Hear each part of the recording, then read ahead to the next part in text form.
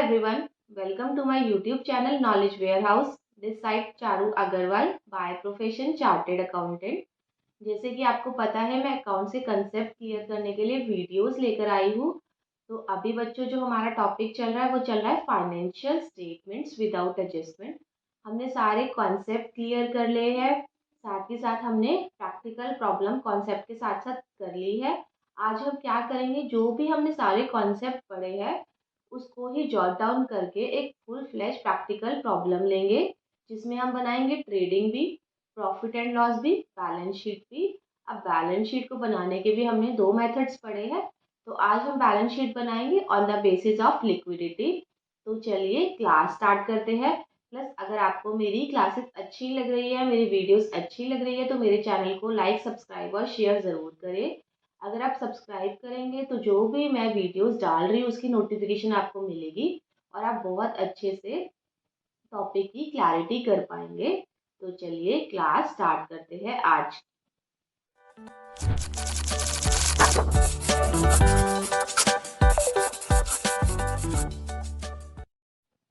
तो चलिए बच्चों आज की क्लास स्टार्ट करते हैं। पिछले क्लास में हमने बैलेंस शीट के बारे में कंसेप्ट समझे थे। आज हम करेंगे इलस्ट्रेशन, कैसे बैलेंस शीट बनती है प्रैक्टिकली। पिछली क्लास में हमने सारा थ्योरी पढ़ा था, क्या क्या चीज़ें आती है बैलेंस शीट में, बैलेंस शीट के डेफिनेशन, सारी ग्रुपिंग, सारे मार्शलिंग, ये सारे हमने पढ़ लिया है। तो चलिए आज का इलस्ट्रेशन लेकर शुरू करते हैं हम। From the following trial balance prepare trading and profit and loss account और of the year ending 31 March 2023 and a balance sheet as on that date. ठीक है, हमें दे रखा है पर्टिकुलर्स, सारी चीज़ें। देखो, sundry debtor, stock, land and building, cash in hand, cash at bank, wages, PR. हमें सबसे पहले तो सब कुछ दे रखा है। हमें सारे एक्सपेंसेस भी दे रखे हैं, सारे एसेट्स भी दे रखे हैं, और एक्सपेंसेस भी हमें 3 टाइप्स के दे रखे हैं, जो हमारे ट्रेडिंग में जाएंगे, जो हमारे पीएनएल में जाएंगे। हमें पूरा ट्रायल बैलेंस दे रखा है। अब ट्रायल बैलेंस में से मुझे क्या बनाना है, ट्रेडिंग बनाना है, पीएनएल बनाना है, बैलेंस शीट बनाना है, और इसमें जो जो जिस भी अकाउंट से रिलेटेड एक्सपेंस है हमें पोस्टिंग करके और पूरी बैलेंस शीट प्रिपेयर करनी है। ठीक है, सबसे पहले तो हम क्या करते हैं, तीनों अकाउंट्स खोल के रख लेते हैं, ट्रेडिंग अकाउंट भी, प्रॉफिट एंड लॉस अकाउंट भी, और बैलेंस शीट अकाउंट भी। फिर हमें जो जो चीज़ें लगती है ना, जिस जिस अकाउंट में आ जानी चाहिए उस अकाउंट में हम पोस्टिंग कर देते हैं। तो यहाँ पर हमने अपना फॉर्मेट तैयार कर लिया। सबसे पहले हमारा क्या बनता है बच्चों, trading account. Trading account for the year ending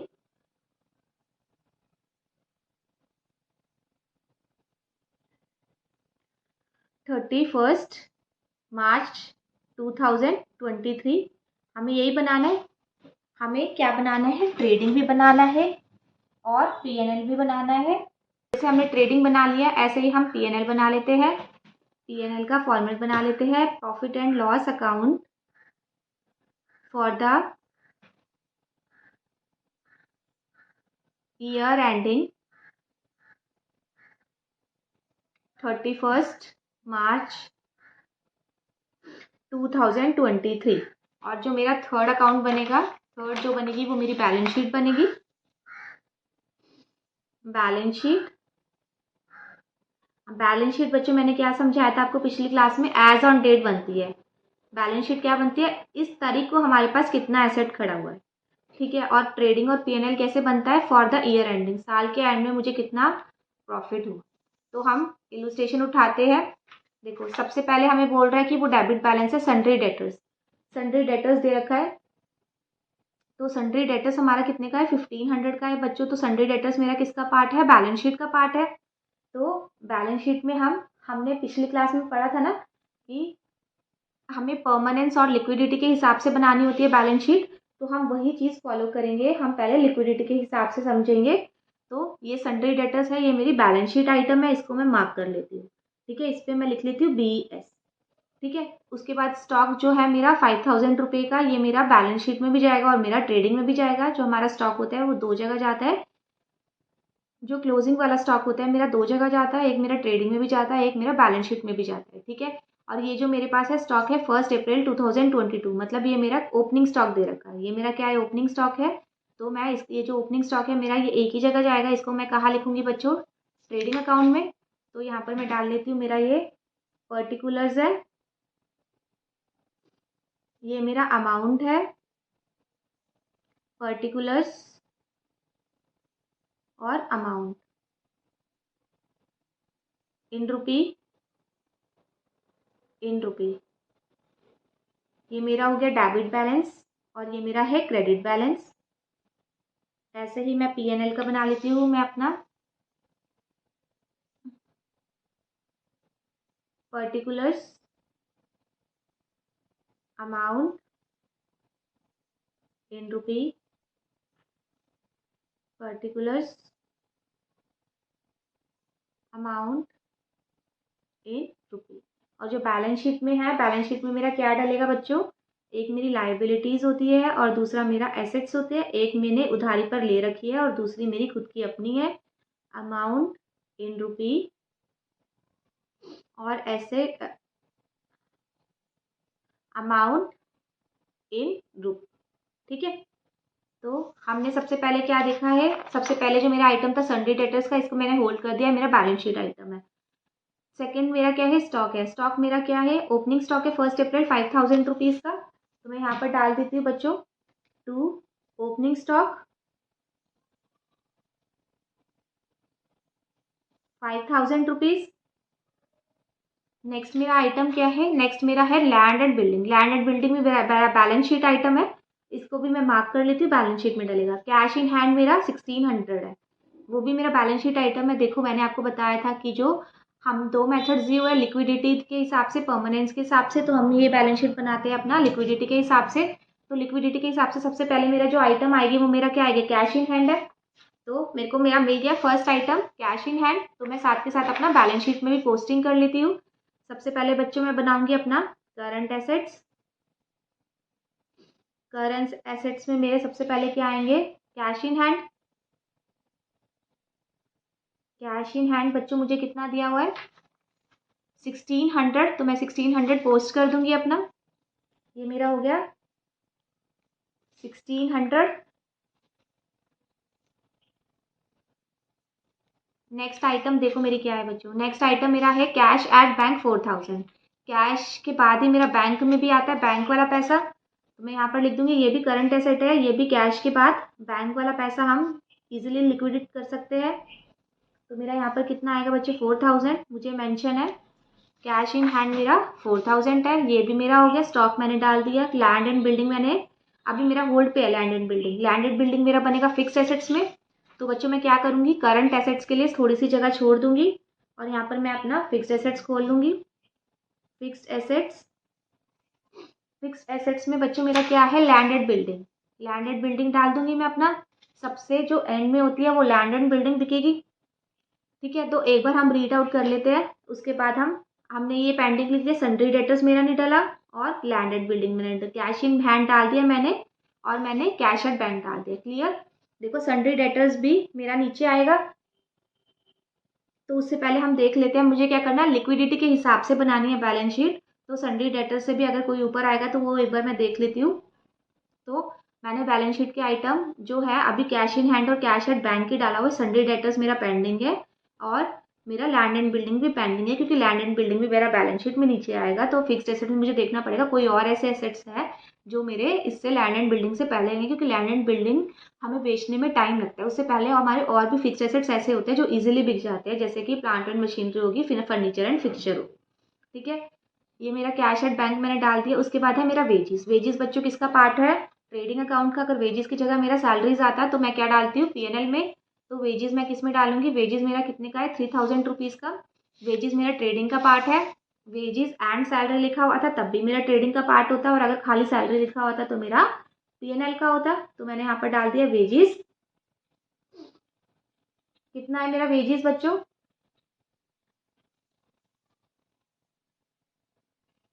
wages बच्चों मेरा कितना आ रहा है? 3000 रुपीज़। तो मैंने यहाँ पर अपना डाल दिया 3000।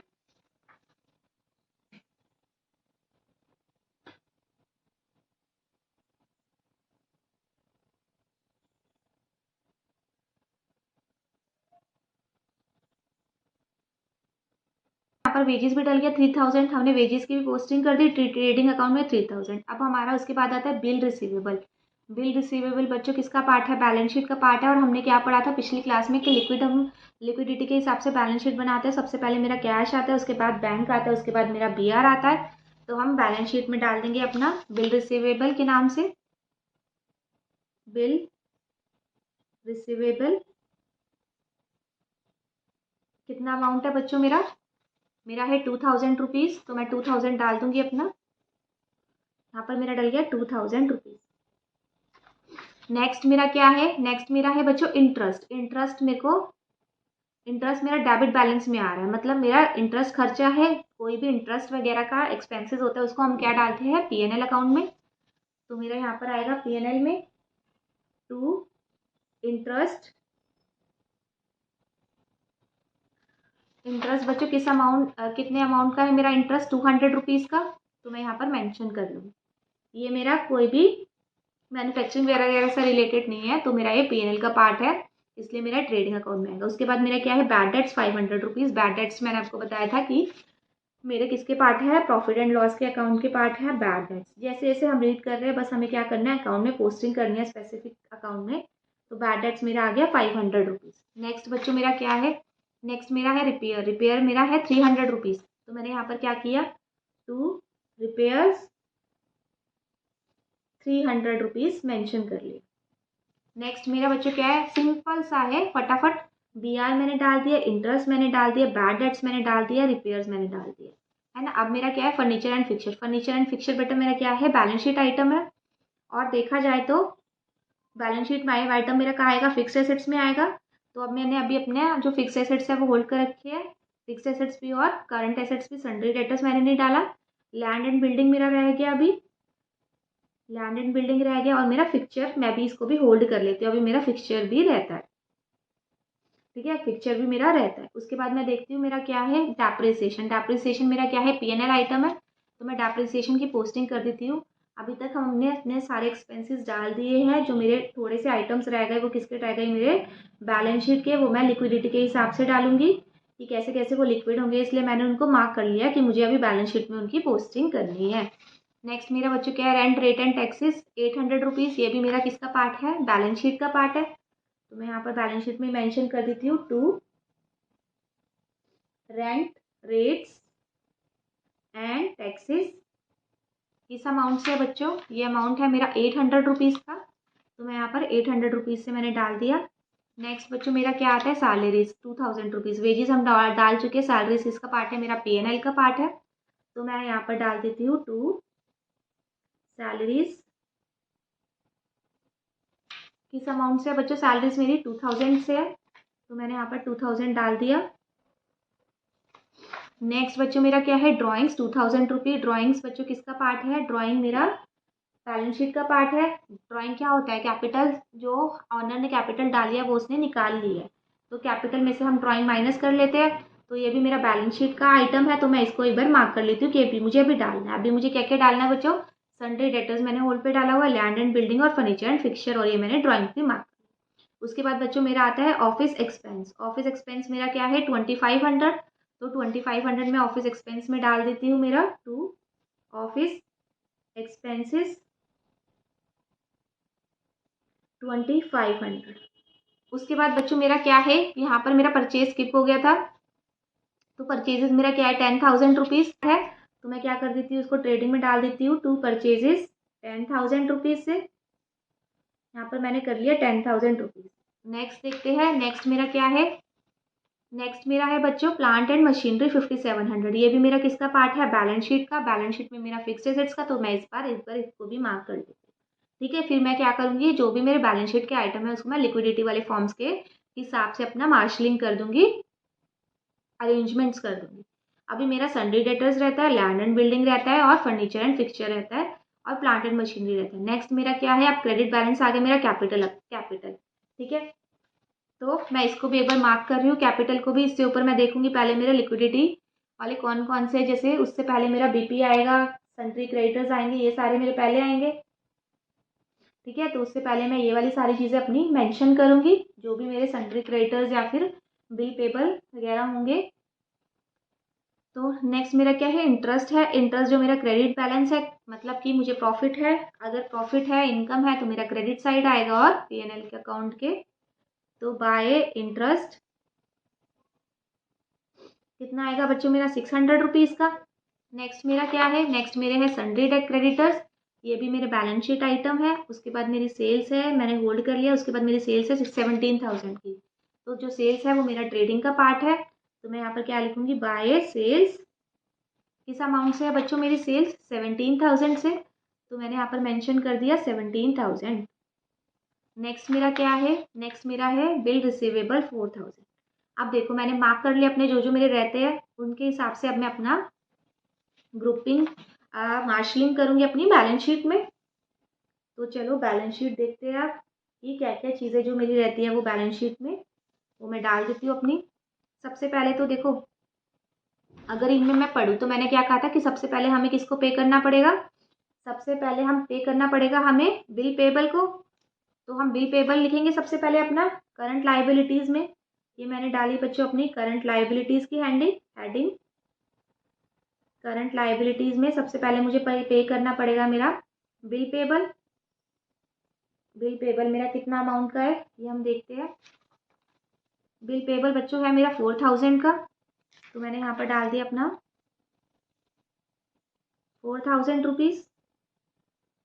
तो मैं मार्क कर लेती हूँ, बिल पेबल भी मैंने मेंशन कर दिया। उसके बाद बच्चों मेरा क्या आएगा, सेल्स मैंने डाल दी। सन्ड्री क्रेडिटर्स जो है वो बिल पेबल के बाद मैं सन्ड्री क्रेडिटर्स के पैसे चुकाऊंगी 7,000, तो मैं लिक्विडिटी के हिसाब से यहाँ पर सन्ड्री क्रेडिटर्स लिख देती हूँ। किस अमाउंट से है बच्चों सन्ड्री क्रेडिटर्स मेरा 7,000, तो मैंने यहाँ पर मेंशन कर दिया 7,000 रुपीज़। नेक्स्ट देखो ये भी मेरा सन्ड्री क्रेडिटर्स भी मेंशन हो गया। नेक्स्ट मेरा इंटरेस्ट है वो मैं डाल चुकी हूँ P&L के क्रेडिट साइड में। फिर मेरी क्या आती है बच्चों बैलेंस शीट 25,000 की। अब मेरा यहाँ पर हो गया सारा सन्ड्री क्रेडिटर्स बिल पेबल। अब मैं यहाँ पर क्या लिखती हूँ अपने ऑनर्स फंड। ऑनर्स फंड में मेरा क्या आएगा, ऑनर्स फंड में मेरी क्या आएगी कैपिटल 25,000 की, तो मैं यहाँ पर डाल देती हूँ मेरी कैपिटल। कैपिटल बच्चों मेरी कितने की है 25,000 रुपीज़ की। ये कैपिटल भी मैंने मेंशन कर दिया। उसके बाद है प्लांट एंड मशीनरी मेरा रहता है, वो डालती हूँ मैं। देखो अब मेरी क्या क्या चीज़ें थी, एक तो मेरा plant and machinery fixed assets, एक मेरा फर्नीचर एंड फिक्सचर, एक मेरा लैंड एंड बिल्डिंग है। अब देखो अगर आप मार्केट में बेचने जाओ तो लैंड एंड बिल्डिंग आपकी आसानी से बिकी जाएगी, नहीं बिकेगी। आपकी फर्नीचर एंड फिक्सचर फिर भी as compare to land and building आसानी से बिक जाएगी, मतलब कि और प्लांट एंड मशीनरी उसके बाद बिकेगी। मतलब अगर मैं मेरे पास तीन चीज़ें हो, फर्नीचर एंड फिक्सचर हो, प्लांट एंड मशीनरी हो, लैंड एंड बिल्डिंग हो, तो सबसे पहले जो सस्ता सबसे सस्ता है फर्नीचर एंड फिक्सचर, वो मेरा जल्दी से बिक जाएगा। उसके बाद मेरी क्या बिकेगी प्लांट एंड मशीनरी और लैंड एंड बिल्डिंग, तो सबसे ज़्यादा मुश्किल से बिकेगी, सबसे ज़्यादा टाइम कंज्यूमिंग है। तो क्या करेंगे हम फिक्स्ड एसेट्स में हम इसी हिसाब से अपनी कर देंगे अरेंजमेंट। सबसे पहले मैं लिखती हूँ अपना furniture and fixture. Furniture and fixture लिखती हूँ सबसे पहले, वो मेरा है देखो बच्चों फर्नीचर एंड फिक्सचर मेरा है 1,500 रुपीज़ का, तो मैं यहाँ पर लिख देती हूँ अपना 1,500 rupees.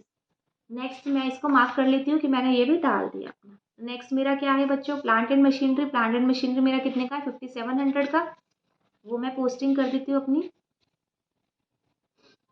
Plant and machinery 5,700। Next बच्चों मेरे क्या है प्लांट एंड मशीनरी की भी मैंने पोस्टिंग कर दी। नेक्स्ट मेरी क्या बिकेगी लैंड एंड बिल्डिंग 10,000 रुपीज़ की, तो मैंने यहाँ पर डाल दिया अपना लैंड एंड बिल्डिंग 10,000 रुपीज़। ठीक है, अगर अब मेरी सारी डल गई फर्नीचर एंड फिक्सचर वाली आइटम भी। आप देखो मेरा क्या क्या रहता है, हम यहाँ से चल रहे थे प्लांट एंड मशीनरी मैंने डाल दिया, ऑफिस ड्राइंग ये सब तो मैंने ऑलरेडी डाल ही रखा था। ड्राइंग 2,000 रुपीज़ की ये भी मेरी रहती थी, तो मैंने कैपिटल में से क्या करना है ड्राइंग माइनस कर देनी है। कितना आएगा बच्चों 2,000 रुपीज़ माइनस कर दूंगी मैं, तो मेरे यहाँ पर आएगा। उससे एक स्टेप और करेंगे ना हम अभी, net profit and net loss जो निकलेगा वो मैं करूँगी ऐड या लेस। तो यहाँ पर देखो ड्राइंग्स डल गई, सैलरीज तो ऑलरेडी रेंट टैक्सेस है। उसके बाद हमने क्या कर रखा था ये टिक कर रखा था फर्नीचर एंड फिक्सचर, ये भी हमने डाल दिया। नेक्स्ट ये सारा मेरा एक्सपेंस था। अब BR देखते हैं, BR मैंने डाल रखा है, ये भी मेरी बैलेंस शीट आइटम है। हाँ BR भी मैंने डाल रखा है बिल रिसीवेबल। अब बच्चों मेरा क्या रह गया अब मेरा रह गया सन्ड्री डेटर्स। सन्ड्री डेटर्स मेरे क्या है 1500 रुपीज़। तो मैं यहाँ पर क्या करूँगी, बिल रिसीवेबल के बाद मैं डालूंगी मेरे सन्ड्री डेटर्स। सन्ड्री डेटर्स से लेने की बारी आती है, सन्ड्री डेटर्स इसके बाद आएगा। तो ये मेरा कितने का अमाउंट है बच्चों, 1500 का। अब देखो ये सारी पोस्टिंग कर दी है मैंने। अब मेरा नीचे क्या कह रहा है वो, on 31 March 2023 the stock was valued at 10,000। मेरे जो स्टॉक बचा है वो 10,000 रुपीज़। अब देखो मतलब ये स्टॉक जो है वो क्लोजिंग स्टॉक है। क्लोजिंग स्टॉक हमेशा दो जगह आता है, एक मेरा बैलेंस शीट में आता है। बैलेंस शीट में क्यों आता है, क्योंकि हमें पता, हमारा बैलेंस शीट में क्या लिखते हैं, हम ये लिखते हैं कि कितना हमारा अभी तक मेरी एसेट्स है, लाइबिलिटी खड़ी हुई है। तो क्लोजिंग स्टॉक मेरा क्या होता है, बैलेंस एसेट्स है। तो क्लोजिंग स्टॉक मेरा दो जगह आता है, एक तो मेरा करंट एसेट्स में आता है, करंट एसेट में मैंने क्लोजिंग स्टॉक लिख दिया अपना कितने अमाउंट का, 10,000 रुपीज़ का। और बच्चों मेरा किस में आता है, ये हमने ट्रेडिंग अकाउंट में भी लिखते हैं ना, हमने पढ़ा था कि इसी से तो हम जीपी निकालते हैं कि मेरे कितना ओपनिंग स्टॉक है, मेरे कितने परचेजेस हो गए, मैंने कितना सेल कर दिया और मेरा अभी भी स्टॉक कितना बाकी है।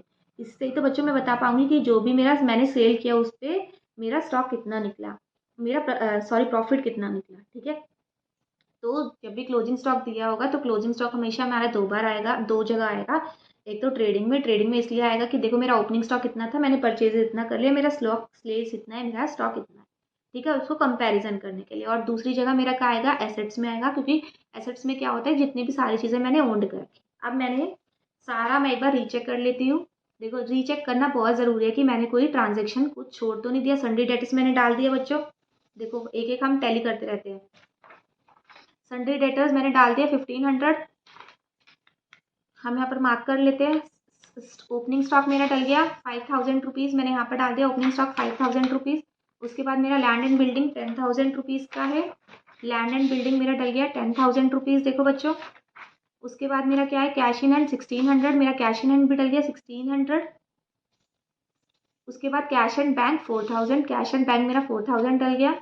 देन मेरा क्या है, वेजेस 3,000 रुपीज़। वेजेस मेरा किसका पार्ट है, ट्रेडिंग का पार्ट है, तो मैंने यहाँ पर डाल दिया 3,000 रुपीज़ वेजेस। देन मेरा क्या है, BR 2,000, बिल रिसीवेबल मेरा 2,000 है, तो वो भी मेरा डल गया लिक्विडिटी के हिसाब से। बैंक के नीचे bill receivable 2,000 rupees. Then interest जो मेरा डेबिट बैलेंस दे रखा है तो मेरा खर्चा होगा, तो मैंने यहाँ पर भी डाल दिया अपना इंटरेस्ट 200 रुपीज़। देन मेरा बैड डेट्स 500, बैड डेट्स हो गया 500 रुपीज़। देन मेरा रिपेयर्स 300, रिपेयर्स भी डल गया मेरा 300 rupees. Repairs furniture and fixture मेरा फिक्स एसेट्स है, सबसे पहले फिक्स एसेट्स में मेरा क्या डलेगा, furniture and fixture 1,500 rupees. Then मेरा डेप्रिसिएशन है, डेप्रिसिएशन मेरा एक्सपेंस है, वो मेरा P&L का पार्ट है, वो मैंने डाल दिया 1,000 रुपीज़। उसके बाद बच्चों मेरा क्या है, rent rate and tax 800 rupees, ये भी मेरा P&L का पार्ट है, 800 रुपीज़ डल गया मेरा। सैलरीज 200। बेटा मैचिंग करनी बहुत ज़रूरी है कि एंड में मेरा कोई ऐसा पर्टिकुलर तो नहीं है जो मैंने छोड़ दिया हो। सैलरी 2,000, सैलरी भी मेरी डल गई 2,000 रुपीज़। ड्राइंग्स मेरी 2,000 रुपीज़ है, वो मैंने ऑनर एंड फंड में डाल दी अपनी ड्राइंग के नाम से 2,000 रुपीज़। ऑफिस एक्सपेंस बच्चों मेरा 2,500, ये भी मेरा डल गया ऑफिस एक्सपेंस 2,500। फिर मेरा परचेजेस था 10,000 रुपीज़ का, वो मैं ट्रेडिंग में ले गई अपना, ट्रेडिंग में मैंने डाल दिया 10,000 रुपीज़। देन मेरा क्या है, प्लांट एंड मशीनरी 5,700 रुपीज़, वो भी मैंने डाल दी अपनी plant and machinery 5,700 rupees. Then मेरा क्या है, कैपिटल 25,000, ये मेरी डल गई कैपिटल 25,000। देन मेरा इंटरेस्ट जो है 600 रुपीज़, क्रेडिट साइड इंटरेस्ट दे रखा है तो मतलब मेरा प्रॉफिट है, इनकम है, मैंने इस साइड डाल दिया। देन सन्ड्री क्रेडिटर 7,000 रुपीज़, ये भी मेरा डल गया सन्ड्री क्रेडिटर 7,000 रुपीज़। देन मेरा जो सेल्स है 17,000, सेल्स भी मेरी डल गई है 17,000 रुपीज़ की। उसके बाद बच्चों मेरा बिल पेबल 4,000 है, ये भी मेरा डल गया बिल पेबल 4,000 रुपीज़। देन मेरी परचेजेस तो मैंने ले लिया, तो मैंने सारे आइटम अपने डाल दिए। लास्ट में मैंने स्टॉक भी डाल दिया 10,000। स्टॉक मैंने आपको बताया दो जगह आएगा, एक तो ट्रेडिंग अकाउंट में आएगा क्रॉस प्रॉफिट निकालने के लिए, दूसरा मेरा एसेट साइड आएगा। एसेट साइड क्यों आएगा, क्योंकि मेरे को एसेट साइड डालने होते हैं कितनी मैंने सारी चीज़ें ओन्ड कर रखी। तो मैंने अब सारी की सारी अपनी पोस्टिंग कर दिया। अब मेरा नेक्स्ट स्टेप क्या होगा, मेरा नेक्स्ट स्टेप होगा कि मुझे बैलेंसिंग करके GP या फिर GL निकालना है, फिर NP नेट प्रॉफिट या नेट लॉस निकालना है। देखो अगर मैं दोनों साइड का टोटल करूंगी, इस साइड का टोटल मेरा कितना आएगा 27,000 रुपीज़, और इस साइड का कम आएगा तो मेरा क्या निकलेगा यहाँ पर, ग्रॉस प्रॉफिट 27,000 रुपीज़। तो बच्चों मेरा यहाँ पर कितना निकलेगा ग्रॉस प्रॉफिट, और मैं यहाँ पर क्या करूँगी transfer to P&L account, profit and loss account, कितना आएगा 9,000 रुपीज़। अब मैंने क्या किया बच्चों, ये 9,000 रुपीज़ को मैं ले गई इस साइड और by gross profit transfer from trading account, ये मेरा कितना आएगा बच्चों 9,000 रुपीज़। ठीक है, उसके बाद मैं क्या करूँगी इन दोनों को, अगर मैं इन दोनों साइड की टोटलिंग करूँ तो मेरी ये साइड ज़्यादा आ रही है, इस साइड का टोटल 9,600 बन रहा है, और यहाँ पर भी मैं 9,600 डाल के बैलेंसिंग फिगर लिख देती हूँ to net profit transfer to balance sheet account, balance sheet कितना आएगा बच्चों इसका, अगर मैं डिफरेंस करूँ तो 2,300। ठीक है, अब ये जो मेरा नेट प्रॉफिट आएगा ये मेरा कहाँ जाएगा, ऑनर फंड में ऐड हो जाएगा, कैपिटल फंड में ऐड हो जाएगा। तो ये ड्राइंग माइनस करके मैंने क्या किया, नेट प्रॉफिट मैंने क्या किया बच्चों, नेट प्रॉफिट ऐड कर दिया। कितना मेरा नेट प्रॉफिट 2,300 रुपये बना था। देखो कैपिटल अगर देखो अगर प्रॉफिट आता है वो भी हम कैपिटल अकाउंट में डालते हैं, अगर मेरा लॉस आया होता तो मैं क्या करती, कैपिटल अकाउंट से इसको डिडक्ट कर लेती। तो जितना भी मेरा नेट या प्रॉफिट या नेट लॉस आता है वो सारा मेरा ऑनर फंड में डलता है, वो कैपिटल अकाउंट में ऐड या लेस होता है। तो अगर मैं इसको कैलकुलेट करूंगी तो बच्चों मेरा कितना आएगा कैलकुलेट करके 25,300 रुपीज़। क्लियर। मैंने क्या किया, ट्रेडिंग से जीपी निकाल के एनपी प्रॉफिट एंड लॉस में ले आई, प्रॉफिट एंड लॉस से एनपी निकाल के मैं किस में ले आई, बैलेंस शीट में ले आई। बैलेंस शीट में जो भी जब भी मेरा आता है प्रॉफिट आता है लॉस आता है वो मेरा किसका पार्ट होता है, ऑनर फंड का, मतलब कि ऑनर लेता है क्योंकि वो उसकी मेहनत का, वो उसकी मेहनत का। अगर प्रॉफिट आ रहा है तब भी उसकी मेहनत का, अगर लॉस आ रहा है मतलब उसने कुछ ना कुछ लूप होल्स किया जिसकी वजह से उसको लॉस आ रहा है। तो इस केस में मेरा नेट प्रॉफिट आया तो मैंने क्या किया, कैपिटल में ऐड कर दिया। तो मेरी अब कैपिटल ऑनर फंड कितना हो गया मेरे 25,300 रुपीज़। और अगर मैं इन दोनों को करूँ तो मेरा 11,000 हो जाता है करंट लाइबिलिटीज। और अगर मैं अपने करंट एसेट्स को टोटल करूँ तो मेरे कितना आता है 19,100। और मेरे जो फिक्स एसेट्स है उनका टोटल मेरा कितना आता है बच्चों 17,200। अब मेरा सब कुछ हो गया, अब मैं क्या करूँगी, इसका टोटलिंग करूँगी और पे करूँगी गॉड से कि प्लीज़ मेरी टोटलिंग मैच हो जाए। अगर मेरी टोटलिंग सपोज मैच हो गई है तो मतलब मैंने बिल्कुल ठीक किया है अपना ये प्रैक्टिकल प्रॉब्लम। अगर मेरी कुछ बैलेंस शीट नहीं मैच हुई मतलब मैंने ऊपर कुछ ना कुछ गलती की है तो फिर हम जाके अपने ऊपर गलती ढूंढेंगे। तो मैं इसको टोटल करती हूँ तो बच्चों मेरा कितना आता है 36,300। और इस साइड का टोटल करती हूँ तो बच्चों मेरा कितना आता है 36,300। तो थैंक गॉड मेरी बैलेंस शीट टैली हो गई, मतलब मैंने अभी तक अपना पूरा का पूरा अकाउंट ठीक है। ठीक है, बिल्कुल सिंपल सा प्रॉब्लम था हमारा प्रैक्टिकल प्रॉब्लम। हमें ट्रायल बैलेंस दे रखा था, उसमें हमें सब कुछ दे रखा था, जिसमें हमें P&L के आइटम्स भी थे, ट्रेडिंग के आइटम भी थे और बैलेंस शीट के आइटम भी थे। पहले हमने सिलेक्ट किए, उसके बाद हमने पोस्टिंग कर दी, और जो हमने बैलेंस शीट बनाई वो लिक्विडिटी के हिसाब से अपनी अरेंजमेंट कर दी कि जो मेरी इजीली लिक्विडेट होगी वो मैं सबसे पहले डालूंगी, और जो मेरी थोड़ा टाइम बाद होगी उसको मैं ऐसे करके नीचे नीचे डालती रहूँगी। तो ये बन गया हमारा बैलेंस शीट भी। आज हमने बैलेंस शीट भी सीख ली है। तो चलते मिलिए तो चलिए आज की क्लास हम यहीं पर ख़त्म करते हैं, नेक्स्ट इलस्ट्रेशन नेक्स्ट क्लास में करेंगे। तो अगर आपको मेरी वीडियोस अच्छी लग रही है तो आप मेरे चैनल को लाइक सब्सक्राइब और शेयर ज़रूर करें। और अगर आपको कुछ प्रॉब्लम वगैरह रह गई है तो आप प्लीज़ मुझे कमेंट बॉक्स में डाल देना या फिर मेल कर देना, मैं डेफिनेटली आपकी क्वेरी रिजॉल्व कर दूँगी। Thank you.